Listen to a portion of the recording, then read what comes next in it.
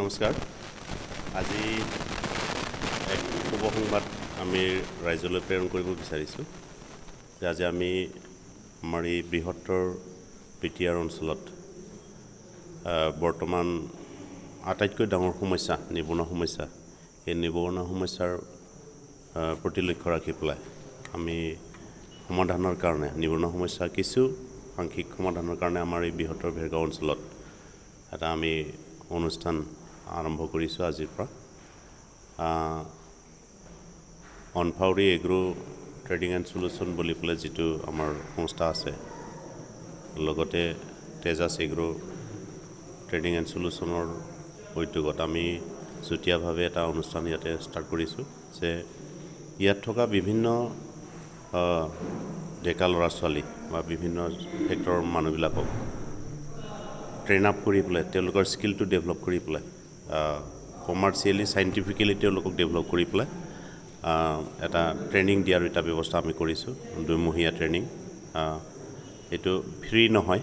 এটা পেয়েবল মানে মিনিমাম এটা ফিজ দি পেলাই আমাৰ 2 মহীয়া ট্ৰেইনিংটো ল'ব লাগিব আৰু তাত আমি সম্পূৰ্ণভাৱে এজন মানুহক কমাৰ্চিয়েল লেভেলত নিজকে সংস্থাপিত কৰিবৰ কাৰণে যিমানখিনি ব্যৱস্থা লাগে সেই ট্ৰেইনিংখিনি আমি তেখেতসকলক দিম আৰু তাৰ জৰিয়তে তেওঁৰ নিজকে ইষ্টাব্লিছ কৰাৰ লগতে তেওঁৰ ঘৰখন তেওঁৰ অঞ্চলটোক যাতে তেওঁ আগুৱাই লৈ যাব পাৰে তেনেকুৱা এটা ব্যৱস্থা আমি হাতত লৈছোঁ আৰু সেই অনুষ্ঠানটো আজি আমি আৰম্ভ কৰিছোঁ আৰু ইয়াত আমি এই নামটো দিছোঁ যে মিছন BTR ট্ৰেন্সফৰ্মেশ্যন এইটো আমি সেনেকৈ এটা নাম দিছোঁ আৰু ইয়াতে আমি মানুহখিনিক ট্ৰেইন আপ কৰি পেলাই আমাৰ যিটো আৰ্থিক দুৰৱস্থা সেইটো টনকিয়াল কৰিবৰ কাৰণে ভাল কৰিবৰ কাৰণে আমি এই ব্যৱস্থাটো গ্ৰহণ কৰিছোঁ মই ৰাইজক আহ্বান জনাম যিখিনি একেবাৰে বেকাৰ ল'ৰা ছোৱালী আছে বা ব্যক্তি আছে তেখেতসকলে আমাৰ লগত যোগাযোগ কৰিব পাৰিব আৰু ইয়াৰ জৰিয়তে সেই মানুহজনক সম্পূৰ্ণভাৱে ফিট কৰি পেলাই যাতে আমি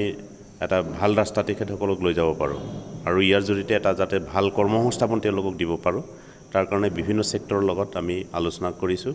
আৰু অলৰেডি আমি 3টা সেশন ইয়াতে ৰাখিছোঁ প্ৰথম সেশন হৈছে কি কমাৰ্চিয়েলি তেওঁলোকক ডেভেলপ কৰা মানে ফিট কৰি লোৱা তাৰপিছত দ্বিতীয় কথা হৈছে কি আমি ডিপাৰ্টমেণ্টলি তেওঁলোকক যিমানবিলাক ডিপাৰ্টমেণ্ট আছে এগ্ৰিকালচাৰ হৰ্টিকালচাৰ এনিমেল হাজবেণ্ডাৰী আদি ফাৰ্মিং সেক্টৰত তেখেতসকলক ডিপাৰ্টমেণ্টলি আমি ইনভাইট কৰি পেলাই তেখেতক ট্ৰেইনিং দিয়াম আৰু থাৰ্ড মানে সেশন এটা হ'ব সেইটো আমি কমাৰ্চিয়েল বেংকবিলাকৰ লগত তেখেতসকলক ইণ্টাৰেকশ্যন কৰাই পেলাই মানে এটা ভাল এটা পৰিৱেশ আনিবৰ কাৰণে আমি যত্ন কৰিছোঁ তো আমাৰ বিশেষ কনচালটেণ্ট হিচাপে বা আমাৰ বিশেষজ্ঞ হিচাপে আমি আমাৰ বন্ধু এজনক আমি ইয়াত মাতি আনিছোঁ আৰু তেওঁ যথেষ্ট অভিজ্ঞ আৰু তেখেতে যথেষ্ট বছৰ ধৰি আমাৰ লগত জড়িত হৈ কামত জড়িত হৈ আছে এণ্টাৰপ্ৰেনাৰশ্বিপ হেৰিত জড়িত হৈ আছে বিভিন্ন ডিপাৰ্টমেণ্টৰ লগতো তেখেতে জড়িত হৈ আছে গতিকে তেখেতকো দুআষাৰ বক্তব্য ৰাখিবৰ কাৰণে মই বিচাৰিছোঁ এগ্ৰিকালচাৰ ছেক্টৰত নিবনুৱাসকলক সংস্থাপনৰ বহু আশাব্যঞ্জক পথ আছে সেই ক্ষেত্ৰত আপুনি কি ক'ব হয় প্ৰথমতে মই মনমন দাক ধন্যবাদ জনাইছোঁ আৰু লগতে মোৰ মিডিয়া থকা বন্ধুসকলকো ধন্যবাদ জনাইছোঁ আজি মোক